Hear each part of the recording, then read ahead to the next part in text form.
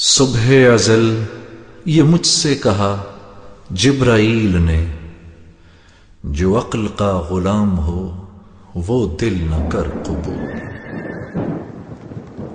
بوبکر عمر عثمان و علی، بوبکر عمر عثمان و علی، یاران نبی میں سب سے جلی، بوبکر عمر عثمان و علی، اصحاب محمد حق کے ولی، بوبکر عمر عثمان و علی، یاران نبی میں سب سے جلی، بوبکر عمر عثمان و علی، بوبکر عمر عثمان و علی۔ اسلام نے جن کو عزت دی، اسلام کو قوت جن سے ملی، اسلام نے جن کو عزت دی، اسلام کو قوت جن سے ملی، اسلام نے جن کو عزت دی، اسلام کو قوت جن سے ملی، ایمان کی روایت جن سے چلی، بوبکر عمر عثمان و علی، یاران نبی میں سب سے جلی، بوبکر عمر عثمان و علی، اصحاب محمد حق کے ولی۔ اعوذ باللہ من الشیطان الرجیم، بسم اللہ الرحمن الرحیم، نحمد و نصلی علی رسول الکریم، اما بعد، معزز سامعین السلام علیکم ورحمۃ اللہ وبرکاتہ۔ حمد و ثنا رب الجلال کے لیے جو تخت عظمت جلال پر ہمیشہ سے متمکن ہے اور ہمیشہ رہے گا۔ اس کی قدرت کاملہ یہ کہ پیڑ سے پھل، پھل سے پھر گٹلی، گٹلی سے پھر پیڑ نکالنے پر قادر ہے۔ وہ ایسا باجبروت خدا ہے کہ سمندر و مد و جزر کا پیدا کرنے والا، رات اور دن کا بنانے والا، خزاں و خدر کا مالک و مختار ہے۔ عزت اور ذلت کا دینے والا وہی پروردگار ہے۔ زندگی اور موت اسی کے ہاتھ ہے۔ ہم اسی کی حمد و ستائش بیان کرتے ہیں، اسی کی بڑائی کے راگ لاپتے ہیں کہ اس خلاق اکبر نے جو عظیم احسان ہم پر کیا وہ یہی کہ امت محمدیہ میں پیدا فرمایا اور خود اس امت کی تعریف فرمائی کہ تم بہترین امت ہو، لوگوں کو برائیوں سے روکتے ہو، بھلائیوں کی طرف بلاتے ہو۔ درود و سلام سید العرب والعجم جمیل الشیم صاحب الجود والکرم صلی اللہ علیہ وسلم کی ذات اقدس پر کہ جس ذات گرامی نے عرب کے بدووں اور خانہ بدوشوں کو تاریخ انسانی کے کاروان کا سالار بنا دیا۔ بزرگوں اور دوستو، حضرت عثمان غنی جن کی حیا، جن کے تعلق سے اللہ کے نبی صلی اللہ علیہ وسلم نے حضرت بی بی عائشہ صدیقہ رضی اللہ تعالی عنہ کے پوچھنے پر کہ اللہ کے نبی، آپ میرے باپ حضرت ابوبکر صدیق کے لیے اتنی حیا نہیں کرتے جتنے حضرت عثمان کے لیے کرتے ہیں۔ اللہ کے نبی صلی اللہ علیہ وسلم نے فرمایا کہ اے عائشہ، میں اس شخص کے لیے کیسے حیا نہ کروں جس سے فرشتے بھی حیا کرتے ہیں۔ آپ کے حیا کے تعلق سے بات یہ ہے کہ آپ اگر غسل کرنے کے لیے حمام میں اگر ہوتے، یعنی بند کمرے میں بھی اگر ہوتے، تو اس وقت بھی جسم سے کپڑے نہیں اتارتے تھے۔ پھر جب سے کہ اللہ کے نبی صلی اللہ علیہ وسلم کے دستے خبرت پر آپ ایمان لائے، اپنے ہاتھ کو محل نجاست پر کبھی آپ نے نہیں لیا، اسے مس نہیں کیا۔ یہ حضرت عثمان غنی کا خاص وصف رہا۔ حضرت عثمان غنی جن کے اوپر بہت بے شمار لوگ اعتراضات کیے، لیکن ان اعتراضات کی حقیقت کیا تھی؟ یہ کسی کو علم اس بات کا نہیں کہ بہت سارے اعتراضات جو ہوئے وہ بالکل خلاف توقع اور ایسے اعتراضات تھے جس کا کوئی جواب نہیں۔ مثلا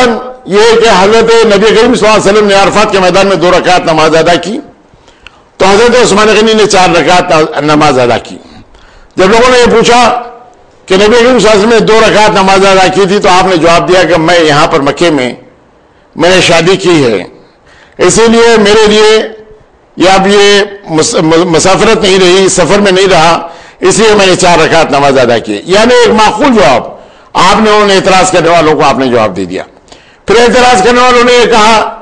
کہ آپ نے عبداللہ بن سعد بن ابی سراح کو مصر کا گورنر بنایا اور عمر بن عاص کو آپ نے وہاں سے معزول کیا، تو حضرت عمر فاروق کے زمانے میں بھی حضرت عمر فاروق نے عمر بن عاص سے یہ کہا تھا کہ جو خراج مصر سے آ رہا ہے وہ کم ہے، تو انہوں نے یہی جواب دیا تھا کہ یہی تمام وصول ہو سکتا ہے۔ اور جب حضرت عثمان غنی کا زمانہ آیا اور حضرت عثمان غنی نے حضرت عمر بن عاص سے یہ کہا کہ آپ کے پاس سے جو خراج آ رہا ہے وہ کم ہے، تو اس وقت انہوں نے کہا تھا کہ اونٹنی نے اتنا ہی دودھ دیا ہے. اور اس کے بعد جب آپ کو معذور کر دیا گیا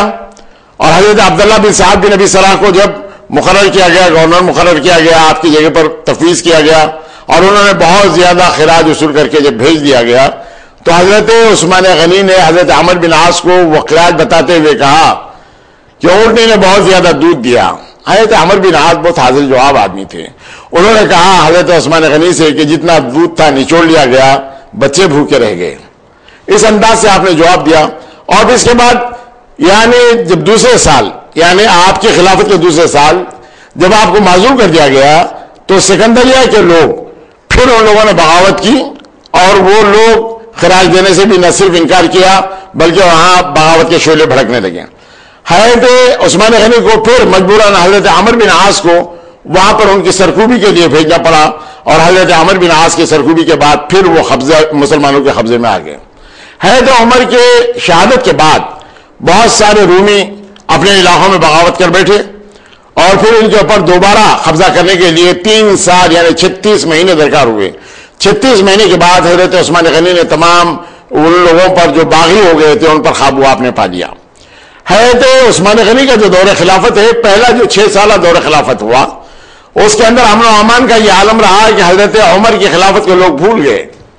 اور اس کے بعد کا جو 6 سالہ دور گزرا آپ کا، اس کے اندر بہت سارے لوگ ایسے پیدا ہو گئے جو حضرت عثمان غنی کے خلاف میں جنہوں نے بغاوت کی. اور یہ بغاوت کرنے والوں کا جو سرغنہ تھا وہ عبداللہ بن سبا، ایک ایسا فرقہ سبائی فرقہ تھا، اس کا سرغنہ تھا یہ ایک یہودی شخص تھا، یمن سے نکلا اور وہ مدینہ منورہ بھی آیا، کوفہ گیا، بصرہ گیا، مصر گیا، اور وہاں پر اس نے اپنے ہم خیال لوگوں کو بنانا شروع کیا اور بڑے بڑے لوگوں کے اندر ایسے تفرقے اس نے ڈال دیے، ایسے ایسے باتوں کو اس نے چھیڑ دیا جس کی وجہ سے مسلمان بھی سوچنے پہ مجبور ہو گئے بعض لوگ. لیکن جو لوگ حق و صداقت پر تھے،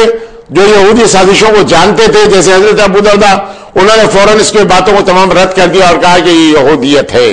اس انداز سے انہوں نے رد کر دیا. اور پھر بہت سارے لوگ ایسے بھی ہو گئے کہ اس کے تمام باتوں میں آ گئے. اس نے جو تعلیم دی یا اس کے فرقے نے جو تمام بغاوتوں کو پھیلایا وہ اس انداز سے کہ حضرت علی بن ابی طالب خلافت کے حقدار ہیں، جو نبی کریم صلی اللہ علیہ وسلم کے خاندان اور قبیلے سے تعلق رکھتے ہیں. لیکن حضرت عثمان غنی یہ قبیلہ بنو امیہ کے شخص ہے، ان کو خلافت کیسے مل گئی؟ خلافت تو ملنا تھا تو حضرت علی بن ابی طالب پہ. جہاں نبوت نبی کریم صلی اللہ علیہ وسلم پر ختم ہو رہی ہے، وہاں انبیاء کا وہ سلسلہ حضرت علی بن ابی طالب پر ختم ہو رہا ہے. اس انداز سے لوگوں کو بہکانا وہ شروع کیا. بصرہ میں کچھ لوگ اس کے حامی ہو گئے اور اس کے بعد کچھ لوگ کوفے میں اس کے حامی ہو گئے. مصر میں اس کو پھیلنے پھولنے کا بڑا موقع مل گیا. اور یہ وہ لوگ تھے جو حضرت عثمان غنی کے خلاف میں بہت زیادہ بغاوت کرنے کے لیے، یعنی 1000 آدمیوں کے ساتھ وہ لوگ آئے حضرت عثمان غنی سے یہ مطالبہ کرنے کے لیے آپ خلافت سے دستبردار ہو جائیے. بات ایسی ہوئی کہ حضرت ابو ذر غفاری رضی اللہ تعالیٰ عنہ کے سامنے جب سبائی فرقے کے لوگوں نے تمام بات کی اور یہ کہتے ہوئے کہ حضرت معاویہ نے تمام مسلمانوں کے مال کو یہ مسلمانوں کا مال نہیں کہتے، تو چنانچہ حضرت ابو ذر غفاری رضی اللہ تعالیٰ عنہ بڑے جذبات میں جا کر حضرت معاویہ سے پوچھے، اے معاویہ یہ بتاؤ کیا مسلمانوں کا یہ مال نہیں؟ انہوں نے کہا کہ بھئی یہ مال تو اللہ کا ہے اور مخلوق تمام اللہ کی ہے. تو انہوں نے کہا کہ نہیں، مسلمانوں کے مال کو تم مسلمانوں کا مال کہو. اس انداز سے حضرت ابو ذر غفاری رضی اللہ عنہ نے ان پر دباؤ ڈالا. تو حضرت عثمان غنی نے کہا مخلوق سب اللہ کی ہے، مال سب اللہ کا ہے، میں نے یہی بات کہی ہے، کیا میں یہ کہہ دوں کہ یہ مال مسلمانوں کا نہیں ہے؟ میرا کہنے کا مطلب تو یہی ہے. لیکن حضرت ابو ذر غفاری ان سے اس انداز سے خفا ہو گئے. اور معاملہ دوسرا یوں بھی پھیلا کہ حضرت ابو ذر غفاری نے پوچھا کہ اے معاویہ یہ جو خسر تم بنا رہے ہو اپنے رہنے کے لیے، پہلے یہ بتاؤ کہ یہ مال اگر مسلمانوں کا ہے تو تم نے خیانت کی، اور اگر یہ مال تمہارا اپنا بھی ہے تب بھی تم نے اسراف کیا. حضرت معاویہ نے حضرت عثمان غنی کو یہ بات کی اطلاع دی کہ ابو ذر غفاری برملا سارے لوگوں کے بیچ مجھ پر اس قسم سے تنقید کرتے ہیں. تو حضرت عثمان غنی نے حضرت ابو ذر غفاری رضی اللہ تعالیٰ عنہ کو اپنے پاس بلا لیا اور اس کے بعد ان کو مدینے میں رکھنا چاہا. لیکن مدینے کی وہ شان و شوکت جو بدل گئی تھی جو اللہ کے نبی صلی اللہ علیہ وسلم کی حیات طیبہ میں نہیں تھی. حضرت ابو ذر غفاری کو مدینہ آپ کو پسند نہیں آیا، اس لیے آپ کو ربضہ کے ایک مقام پر ایک جنگل میں آپ کو بھیج دیا گیا. اور اس وقت آپ کے لیے جو وظیفہ مقرر تھا وہ بھی تھا حضرت عثمان غنی نے دینا طے کیا. حضرت ابو ذر غفاری یعنی آخری وقتوں تک بھی ربضہ کے اس مقام پر آپ رہے اور وہیں آپ کی وفات بھی ہو گئی. اس کی تمام تفصیلات انشاءاللہ المستعان آپ کے سامنے بعد آتی رہیں گی. اور یہاں پر معاملہ یہ ہو کہ حضرت سعد بن ابی وقاص رضی اللہ تعالیٰ عنہ جو گورنر تھے اور حضرت عبداللہ بن مسعود رضی اللہ تعالیٰ نے جو مالیہ جن کے ہاتھ میں تھا انہوں نے وہ قرض جو حضرت سعد نے حاصل کیا تھا اس کے لیے بڑی سختی کی. حضرت سعد نے اپنا عصا رکھ دیا اور بددعا کے لیے ہاتھ اٹھانا چاہتے تھے. حضرت عبداللہ ابن مسعود نے ان کو روک دیا, اس لیے کہ حضرت عبداللہ ابن مسعود کو یہ بات معلوم تھی کہ حضرت سعد بن ابی وقاص کی دعا کے لیے اللہ کے نبی صلی اللہ علیہ وسلم نے دعا فرمائی کہ اللہ سعد کی دعاؤں کو قبول فرما, ایسا نہ ہو کہ کسی قسم کی وہ بددعا کر دے اور اللہ تعالیٰ اسے قبول کر لے, اس لیے خاموش ہو گئے. اور یہ سلسلہ حضرت عثمان غنی کو معلوم ہوا کہ معاملہ یہ ہوا کہ حضرت سعد بن ابی وقاص رضی اللہ تعالیٰ نے قرض ادا کرنے کے لیے دیری کی, جس پر حضرت عبداللہ بن مسعود نے سختی کی, اس لیے آپ نے دونوں کو معذور کر دیا اس انداز سے. اور وہاں پر آپ نے عقبہ بن ابی معیط کے بیٹے کو آپ نے وہاں پر گورنر بنا دیا کوفے کا. اس انداز سے حضرت عثمان غنی نے اپنے خاندان والوں کو قریب تو بلایا, جیسے آپ کے جو چچا تھے حکم جن کا نام تھا ان کو اللہ کے نظر میں جیرا وطن کر دیا تھا کسی حضور کی پاداش میں. حضرت ابوبکر صدیق اور حضرت عمر فاروق نے بھی ان کو نزدیک آنا ان کا پسند نہیں فرمایا, لیکن حضرت عثمان غنی جب خلیفہ ہو گئے تو ان کو بلا لیا گیا. لوگوں نے جب سوال کیا تو انہوں نے کہا ذویل اقارب کے ساتھ اچھا احسان کرنے کا اللہ نے حکم دیا ہے, چونکہ یہ میرا چچا ہے اس لیے میں نے ان کو اپنے قریب بلا لیا ہے. یہ بات ہوئی. اور جن لوگوں کو معزول کیا گیا یعنی حضرت عمر بن عاص کو پھر معزول کیا گیا دوبارہ, اور حضرت عمر بن عاص کو یہ ذمہ داری سونپی گئی کہ فوج کی تمام ذمہ داری آپ پر رہے گی اور عامل کے حیثیت سے مال کے جمع کرنے کی تمام ذمہ داری عبداللہ بن سعد بن ابی سرح کے لیے رہے گی. تو آپ نے فرمایا کہ مجھے یہ بات منظور نہیں کہ میں سینے پکڑ کر ٹھہرا رہوں اور عبداللہ بن سعد بن ابی سرح دودھ نچوڑتے رہے, یہ بات مجھے منظور نہیں. اس انداز سے ہے تو عثمان غنی کی اس بات کو انہوں نے ختم کر دیا, یعنی اس کو قبول کرنے سے انکار کر دیا. معاملہ دوستو یہ ہوا کہ حضرت عثمان غنی کے زمانے میں حضرت معاویہ نے یہ کہا کہ شام کے لوگ بحری راستے سے آ کر مسلمانوں کو بہت زیادہ پریشان کر رہے ہیں, اگر آپ اجازت دیں تو ہم بحری راستے سے ان لوگوں پر حملہ کریں, جہاز رانی ہم بھی کریں, جہاز ہم بھی بنائیں اور ان سے اس انداز سے مقابلہ کریں, تب یہ بات برابر ہو سکتی ہے. حضرت عمر رضی اللہ تعالیٰ کے زمانے میں بھی حضرت معاویہ نے اجازت چاہی, لیکن حضرت عمر نے حضرت عمر بن عاص سے یہ کہا تھا کہ یہ بادبانی اور جہاز رانی کا جو معاملہ ہے وہ کس انداز کا ہوتا ہے, ذرا مجھے اس کی تفصیل سمجھائیے تاکہ میں یہ اجازت دے سکوں کہ ان کو یہ جہاز رانی کرنا ہے یا اس معاملے کے اندر انکار کرنا ہے. چنانچہ عمر بن عاص نے لکھا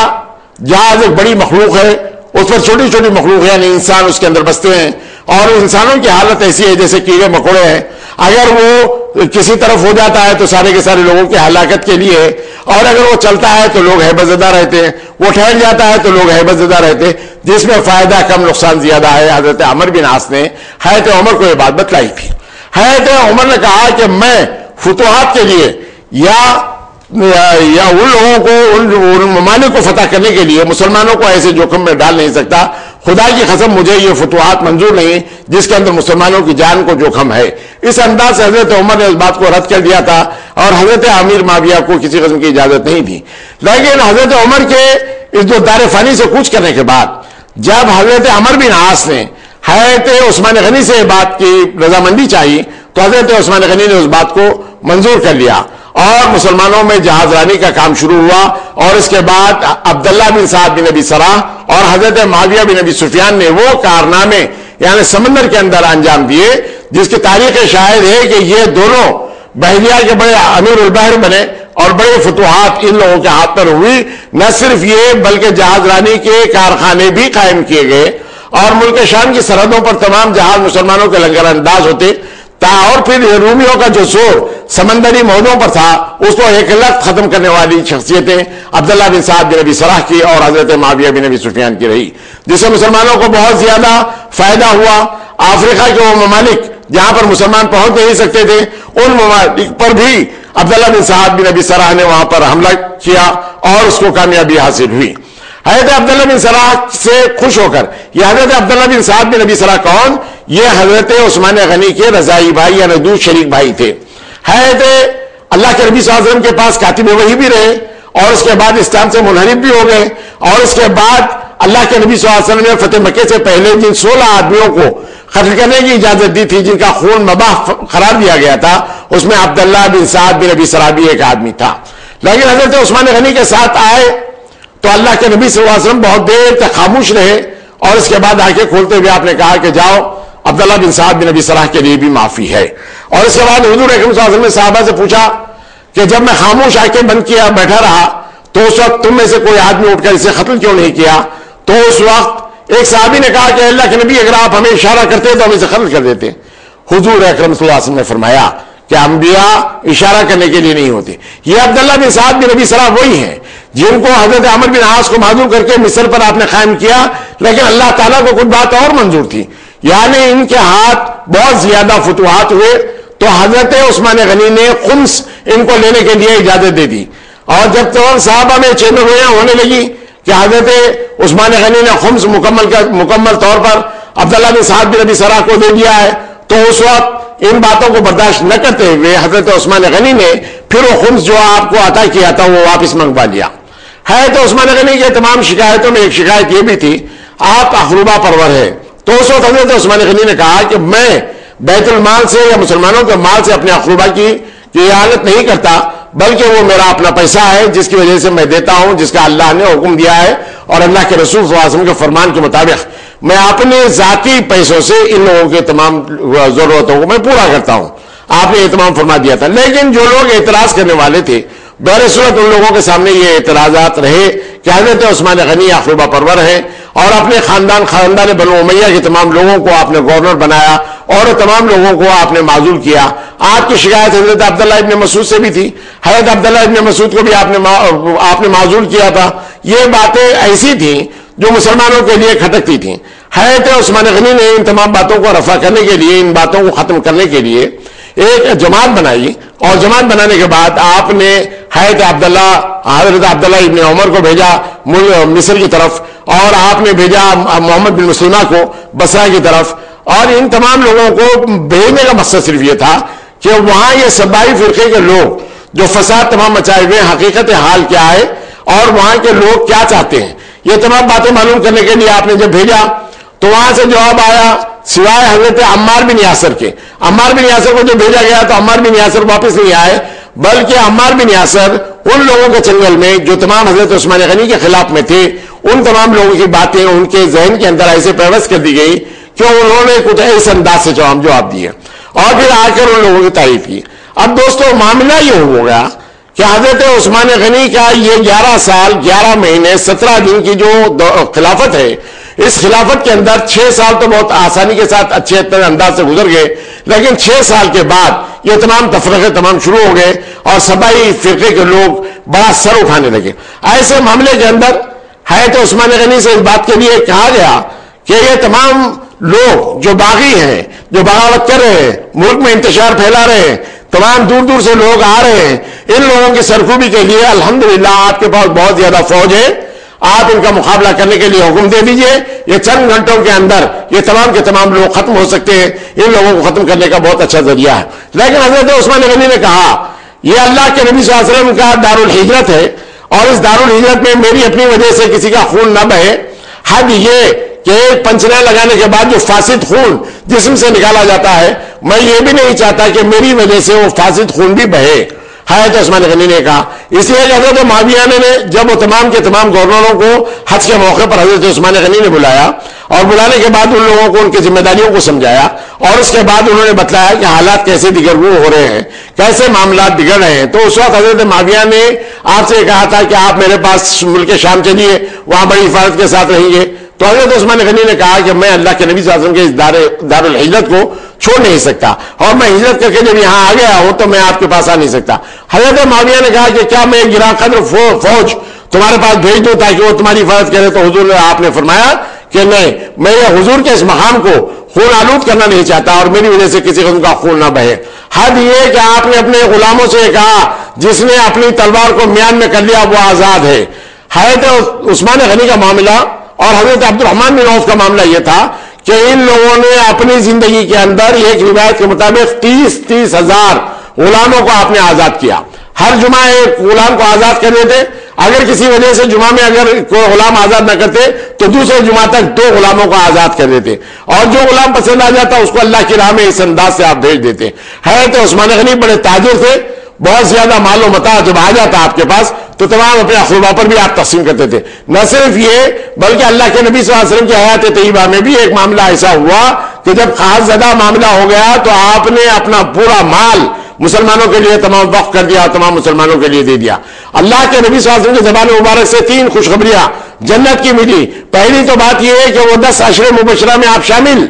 جس کے اندر حضرت عثمان غنی بھی ہیں جن کو دنیا میں جنت کی بشارت دی گئی۔ لیکن اس کے بعد جب ہجرت کرتے ہوئے آپ مدینہ منورہ آئے تو اللہ کے نبی صلی اللہ علیہ وسلم نے فرمایا بیر روما کو مسلمانوں کے لیے اگر کوئی خرید کر اس کو وقف کرتا ہے تو میں اسے جنت کی بشارت دیتا ہوں۔ چنانچہ آپ نے 2 قسطوں میں یعنی 12,000 درہم اور 8,000 درہم میں ایک یہودی سے خرید کر آپ نے مسلمانوں کے لیے وقف کر دیا اور جنت کی بشارت پائی۔ اس کے بعد اللہ کے نبی صلی اللہ علیہ وسلم نے وہ تبوک کی جنگ کے وقت آپ نے فرمایا اس کے لیے زیادہ کثیر تعداد میں جو سرمایہ فراہم کرے گا اس کے لیے بھی جنت ہے۔ سب سے زیادہ سرمایہ دینے والی شخصیت کا نام ہے حضرت عثمان غنی، جنہوں نے 1000 اونٹ میں پالان، 70 گھوڑے میں سوار، 1000 سو دینار اللہ کے نبی صلی اللہ علیہ وسلم کی خدمت میں پیش کیا۔ تو اللہ کے نبی صلی اللہ علیہ وسلم نے فرت مسرت سے ان سکوں کو الٹ پلٹ کیا اور اس کے بعد زبان مبارک سے یہ خوشخبری ملی آج کے بعد عثمان کا کوئی عمل ایسا نہیں ہوگا جس کے لیے باس پرس ہوگی۔ یعنی اسی انداز سے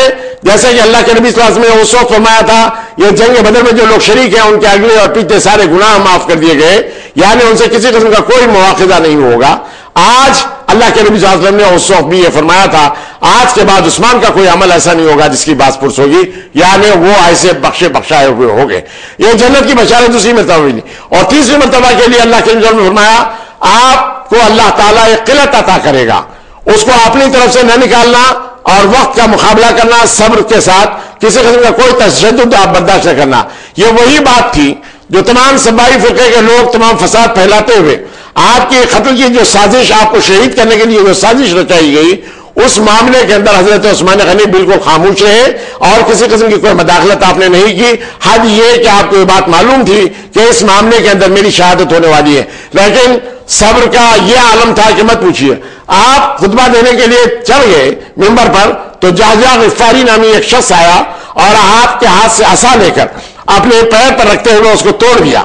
اللہ سبحانہ و تعالیٰ نے اسے کینسر کے مرض میں مبتلا کر دیا اور اس کے ہڈیوں سے گوشت علیحدہ ہو گیا، طرف طرف کے اس انداز سے ختم ہو گیا۔ حضرت عثمان غنی کو جو اب ان کے گھر کے اندر محاصرہ کر دیا گیا، یہ سبائی فرقے، لیکن اس کے لیے محاصرے کے لیے معاملہ کیا ہوا یوں کہ مصر سے جو لوگ آئے تھے اور جو بصرہ اور شام سے لوگ آئے تھے جن کے راستے بالکل الگ الگ تھے، اس وقت حضرت علی ابن ابی طالب کو حضرت عثمان غنی نے کہا ان لوگوں کو واپس بھیج دیجئے۔ چنانچہ حضرت علی ابن ابی طالب نے انہیں سمجھا بجھا کے تمام ختم کر دیا، معاملے کو بھیج دیا، لیکن اس کے باوجود وہ لوگ پھر ایک مقام پر پہنچے اور اس کے بعد پھر ایک سازش کے تحت پھر وہ لوگ اندر آ گئے اور اندر آنے کے بعد بڑا افراتفری کا معاملہ پیدا کر دیا گیا۔ وہاں حضرت عبداللہ ابن سلام جو یہودی تھے اور جنہوں نے مسلم اسلام قبول کیا تھا اللہ کے نبی صلی اللہ علیہ وسلم کے دستے حفرت پر، انہوں نے تمام لوگوں کو باغیوں کو سمجھایا، لیکن وہ لوگ کسی قسم کی کوئی بات ماننے کے لیے وہ لوگ تیار نہیں ہوئے۔ حد یہ کہ آپ کے گھر کا محاصرہ ہوا تو محاصرہ ہونے کی ایک وجہ اور یہ تھی کہ اس وقت حضرت لوگوں نے کہا عبداللہ بن سعد بن ابی سرح کو آپ معزول کر محمد بن ابی بکر کو وہاں کی گورنری کی سند عطا کیجیے۔ حضرت عثمان غنی نے حضرت محمد بن ابی بکر کے لیے آپ نے ایک سند لکھ دی اور اس کی سند لے کر جب یہ لوگ جا رہے تھے، ان کے اپنے تمام ساتھی جا رہے تھے، تو انہوں نے راستے میں دیکھا کہ ایک حبشی غلام اپنی اونٹنے پر بڑے تیز روی کے ساتھ جا رہا ہے۔ ان لوگوں کو شک یہ ہوا ہو سکتا ہے کہ یہ کسی قسم کا مخبر ہو یا ہو سکتا ہے کہ کوئی مال چرا کر یہاں سے بھاگ رہا ہو۔ چنانچہ ان لوگوں نے اسے دبوچا اور اسے سوالات کیے اور سوالات کرنے کے بعد کسی قسم کی بات نہیں ہوئی، لیکن ایک خشک مشکل سے ایک تحریر ملی۔ وہ تحریر کے اندر یہ لکھا تھا، عبداللہ بن سعد کے نام تھی وہ تحریر، عبداللہ بن سعد بن ابی سرح کے نام پر تھی جو گورنر مصر ہے۔ ان کے نام پر یہ تھی کہ یہ لوگ محمد بن ابی بکر اور ان کے ساتھی جو آپ کے پاس آ رہے ہیں انہیں اپنے راستے سے ہٹا دو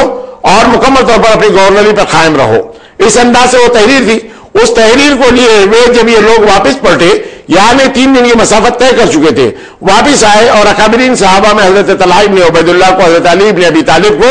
اور حضرت عبد الرحمن بن عوف کو، ان لوگوں کے سامنے وہ جب تحریر رکھی گئی تو اس وقت انہوں نے وہ تحریر دیکھتے ہوئے کہا کہ یہ تحریر حضرت عثمان غنی سے انہوں نے سوال کیا، تو انہوں نے کہا کہ یہ مہر میرا ہے،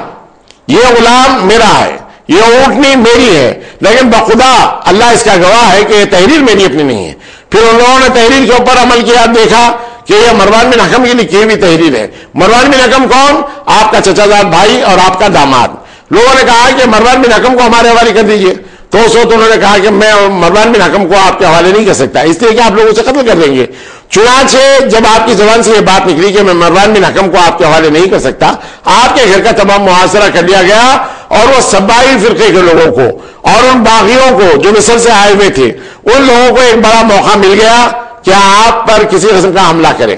ایسے پرآشوب موقع پر بھی حضرت علی بن ابی طالب نے اپنے دونوں بیٹے حضرت امام حسن اور امام حسین کو آپ کی حفاظت کے لیے دربان کے طور پر مقرر کیا۔ حضرت طلحہ نے اپنے بیٹے محمد کو آپ نے مقرر کیا۔ حضرت زبیر نے اپنے بیٹے عبداللہ بن زبیر کو آپ کی حفاظت کے لیے آپ نے دربان کے طور پر ان کو رکھا حفاظتی دستے میں۔ لیکن اس کے باوجود وہ سبائی فرقے کے لوگ، یہ ایسا پرآشوب معاملہ ہے جس کے اندر آپ کو پانی کی ایسی قلت محسوس ہوئی کہ آپ نے پوچھا نہیں۔ آپ نے اپنے بالا خانے سے چڑھ کر لوگوں سے سوال کیا کہ وہ لوگوں، کیا بیر روما کو مسلمانوں کے لیے وقف کرنے والی شخصیت میں نہیں ہوں؟ لوگوں نے کہا کہ بلا شبہ آپ ہے۔ کہا کہ آج مجھے تم لوگ پانی سے محروم رکھ رہے ہو، اگر حضرت علی ابن ابی طالب یا حضرت طلحہ ابن عبید اللہ اگر میری بات سن رہے ہوں تو ان سے یہ کہنا کہ مجھے پانی کی ضرورت ہے۔ حضرت علی ابن ابی طالب نے 3 مشکل سے پانی بڑی جنگ و جدال کے ساتھ ان کے گھر میں پہنچانے میں کامیابی حاصل کی۔ بزرگوں دوستو، ام حبیبہ جو اللہ کے نبی صلی اللہ علیہ وسلم کی زوجہ محترمہ آپ کی اور میری ماں ہے، یہ بھی اس مقام پر گئے تو اس وقت ان لوگوں نے وہاں سے آپ کو ہٹا دیا، آپ کو واپس کر دیا گیا، اور اس کے بعد آپ پر ظلم و زیادتی انداز سے ہوئی کہ مت پوچھئے۔ پیچھے سے آتے ہوئے آپ کے گھر کے اندر کود کر ان لوگوں کو آپ کو شہید کرنے کے لیے جو لوگ اندر پہنچے، تو اس میں محمد بن عبداللہ، محمد بن ابی بکر بھی تھے۔ محمد بن ابی بکر نے آپ کی داڑھی کو پکڑ لیا اور کہا اے نالش نام کا اس انداز سے کہا، تو انہوں نے کہا تو غلط فہمی ہوئی ہے، میں عثمان بن عفان ہوں، اور اگر تمہارا باپ زندہ ہوتا تو اس قسم کی حرکت سے تمہیں باز رکھتا۔ جب باپ کا ذکر حضرت ابوبکر صدیق کا ذکر آ گیا تو محمد بن ابی بکر وہاں سے چلے گئے۔ لیکن اس کے بعد وہ سبائی فرقے کے لوگ، حمران بن سودان، غافقی، یہ لوگ تمام ایسے تھے جو آپ تلاوت قرآن پڑھتے ہوئے بیٹھے ہوئے تھے، نماز جمعہ کا دن تھا، اور جب فَسَيَكْفِيكَهُمُ اللَّهُ پڑھ رہے تھے تو اس وقت آپ پر حملہ کیا گیا، اور حملہ کیا گیا تو آپ روزے سے تھے، اس کے باوجود قرآن کے اوپر تمام کے تمام خون کے دھبے آپ کے لگ گئے، اور اس کے بعد آپ پر جو حملہ کیا گیا، جو غلام تھے ان لوگوں نے تھوڑا مقابلہ بھی کیا، لوگوں کو آگے بھی بڑھا دیا، لیکن اس کے باوجود حضرت بی بی نائلہ جو آپ کی زوجہ محترمہ تھیں وہ آئیں تو آپ کے ہاتھ کی انگلیاں کچھ کٹ گئیں، اور اس کے بعد آپ نے اوپر جاتے ہوئے لوگوں سے کہا کہ لوگوں، خلیفۃ المسلمین شہید کر دیے گئے۔ لوگوں میں ایک بڑی افراتفری ہو گئی۔ حضرت علی بن ابی طالب آئے اور انہوں نے کہا اے اللہ تو گواہ ہے کہ اس قتل سے میں بالکل بری ذمہ ہوں، اور اس کے بعد حضرت امام حسن کو، امام حسین کو آپ نے ایک تھپڑ اور ایک گھوسا رسید کیا، کہا کہ تمہاری موجودگی کے اندر پھر یہ معاملہ کیسے ہوا۔ حضرت محمد بن مسلمہ، حضرت عبداللہ ابن زبیر پر حضرت زبیر وہ بڑے برہم ہوئے، لیکن ان لوگوں کو بتلایا گیا کہ ادھر دروازے کو آگ لگا دی گئی، اور اس کے بعد سبائی فرقے کے لوگ اندر بڑھے، اور اس کے بعد دوسرے راستے سے وہ لوگ تمام آ گئے۔ اس انداز سے حضرت عثمان غنی کو شہید کر دیا گیا۔ بزرگوں دوستو، یہ ایک ایسا المیہ ہے جو قیامت تک کے لیے اس دراڑ کو پر نہیں کیا جا سکتا، اس لیے کہ حضرت عثمان غنی وہ جو ذوالنورین ہے، نبی کریم صلی اللہ علیہ وسلم کی 2 صاحبزادیاں آپ کی حالت میں ایک کے بعد ایک آئیں، اور یہ سعادت اور منزلت آدم علیہ السلام سے لے کر نبی کریم صلی اللہ علیہ وسلم تک کسی اور کے مقدر میں نہیں آئی کہ کسی نبی کی 2 بیٹیاں ایک شخص واحد کی حالت میں آئی ہو، حضرت سوائے حضرت عثمان غنی کے، جنہیں تو آپ ذوالنورین بنے۔ یہ وہ شخصیت جن کو عشر مبشرہ میں شریک کیا گیا، یہ وہ شخصیت جن کو 3 مرتبہ اللہ کے نبی صلی اللہ علیہ وسلم کی زبان مبارک سے جنت کی بشارتیں مل گئی، اور اس کے بعد پھر یہ وہ شخصیت جن کے زمانے کے اندر فتوحات کا یہ دور رہا کہ 9000 میل سے زیادہ، مربع میل سے زیادہ اور وسعت ہوئی حضرت عمر کے زمانے کے بعد، اور پھر نہ صرف یہ بلکہ بہت زیادہ مال و متاع دربار خلافت میں پہنچتا رہا۔ حضرت عثمان غنی کے زمانے کے اندر جو فتوحات ہوئی، مسجد نبوی کی تعمیر ہوئی، مسجد نبوی کی تعمیر کے اندر پتھر کے ستون لگائے گئے، ساگوان کی لکڑیوں کا استعمال کیا گیا، اور اس کو وسعت دی گئی، مکانوں کو خرید کر مسجد کو وسیع کیا گیا۔ یہ حضرت عثمان غنی کے وہ کارنامے ہیں جن کو فراموش نہیں کیا جا سکتا. اور اس کے بعد وہ خلیفہ، ایسے نرم دل خلیفہ جو ایک رکعت میں یعنی وتر کی ایک رکعت میں مکمل قرآن پڑھنے والے وہ خلیفہ جن کا قلب بالکل رقیق القلب کی وجہ سے آنسوؤں سے تر ہو جاتا، اور پھر جب وہ قبرستان جاتے تو برزخ کے تمام حالات کو جانتے ہوئے ڈالی روتے ہوئے تر ہو جاتی. لیکن اس کے باوجود حضرت عثمان غنی کو اس بے دردی کے ساتھ تمام شہید کیا گیا. تاریخ اس بات کی شاہد ہے کہ اس کے بعد فتنوں کا دروازہ تمام کھل گیا، جو اللہ کے نبی صلی اللہ علیہ وسلم کے فرمان کے مطابق یعنی تمہاری شہادت کے بعد یہ فتنوں کا دروازہ کھل جائے گا. چنانچہ وہ فتنوں کا دروازہ کھل گیا. سبائی فرقے کے لوگوں کے ان کی نرمی کی وجہ سے بہت زیادہ وسعتیں ہو گئی، ان کے دل بڑے وسیع ہو گئے، اس لیے کہ کسی قسم کا انتقام لینا حضرت عثمان غنی اپنی ذات کے لیے مناسب آپ نے نہیں سمجھا، اور اس کے بعد انہوں نے یہ خاموشی اختیار کی. اور پھر آپ سن کر تعجب کریں گے کہ جس کے دور خلافت میں 3 بر اعظموں پر اسلامی پرچم لہرا رہا ہے، اس آدمی کے موتا کی انداریہ نے ان کو دفن کرنے کے لیے صرف 17 آدمی تھے، اور حضرت زبیر بن عوام رضی اللہ عنہ نے ان کی نماز جنازہ پڑھائی، اور اس کے بعد یہ 17 آدمی لیے ہوئے آپ کو اس مقام پر لے گئے جو گورستان بقیع ہے لیکن اس سے بہت زیادہ دور جیش کوکب میں لے گئے. اور وہاں پر دفن کرنے کے بعد جب یہ لے جایا جا رہا تھا اس وقت بھی جو مشالیں جل رہی تھی ان پر لوگ پتھراؤ کر رہے تھے تو ان مشالوں کو بجھا دیا گیا، اور اس کے بعد ان کو وہاں پر تدفین عمل میں لائی. مروان بن حکم کے زمانے میں اس حصے کو بھی بقیع کے قبرستان میں شامل کر لیا گیا جہاں پر، اس لیے کہ آپ کے دفن کے بعد آپ کے خبر کے نشان کو بھی مٹا دیا گیا. وہ محض اس وجہ سے کہ کہیں ایسا نہ ہو سبائی فرقے کے لوگ آپ کی ناش کے ساتھ پھر کسی قسم کی بے حرمتی کریں، اسی لیے اس کا نشان نام و نشان بھی تمام مٹا دیا گیا تھا. تو بزرگوں اور دوستو، یہ وہ عظیم الشان خلیفہ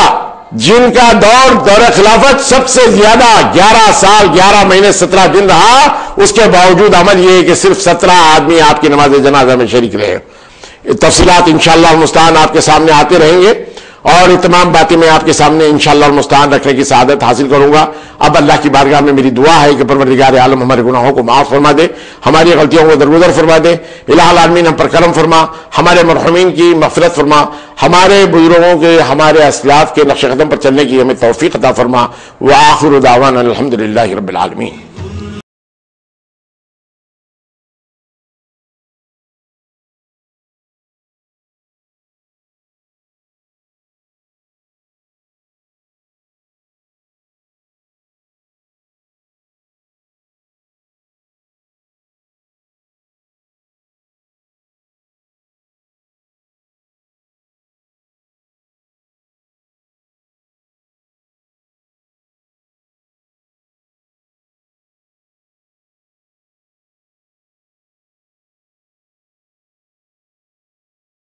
رب